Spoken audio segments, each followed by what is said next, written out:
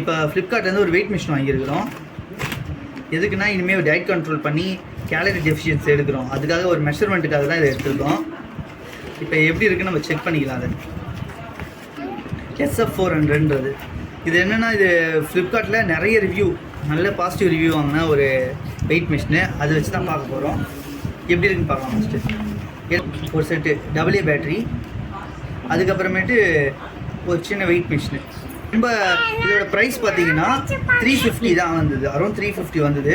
Build quality பார்த்தீங்கன்னா ரொம்ப light வெயிட்டாக தான் இருக்குது. இது மேக்ஸிமம் 10 கிலோ வரைக்கும் இந்த வெயிட் வச்சு பார்க்கலாம். ஆனால் இதோட கிராம் பார்த்தீங்கன்னா ஒரு 200 to 300 கிராம்ஸ் தான் இருக்கும். இது என்னென்ன கொடுத்துருக்காங்கன்னா, ஒரு display, on off button, mode, tare, இந்த 3 பட்டனு கொடுத்துருக்காங்க. 1 மில்லிகிராம் வெயிட்டை கூட இது கால்குலேட் பண்ணோம். அதே மாதிரி வெயிட் வைக்கிற இடம் இதுதான். ரொம்ப லைட் வெயிட்டாக இருக்குது.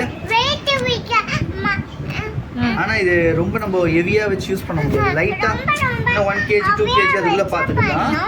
பேட்ரி போடுறதுக்கான ஏசி தான்.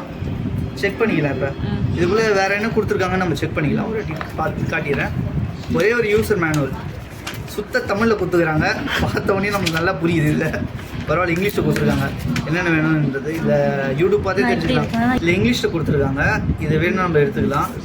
இப்போ ஓரளவு இதை பற்றி ஐடியா இருக்குன்றதுனால தான் இப்படி பண்ணுறேன். பேட்டரி இப்போ போடலாம். ஆன் ஆயிடுச்சு.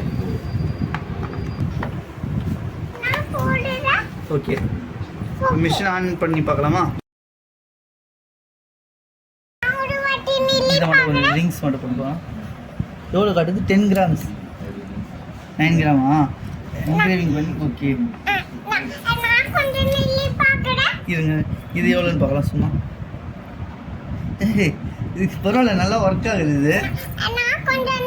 இது ஒரு சின்ன கேன் மட்டும் வச்சு பார்க்கலாம். தண்ணியோட வாட்டர் கேனோட.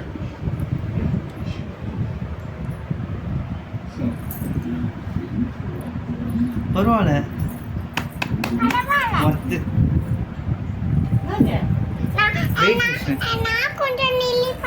இதில் நிற்கக்கூடாதுமா, வஞ்சிரும். இது வேற மிஷின் வாங்கி தரேன்னா சரி, ஓகே.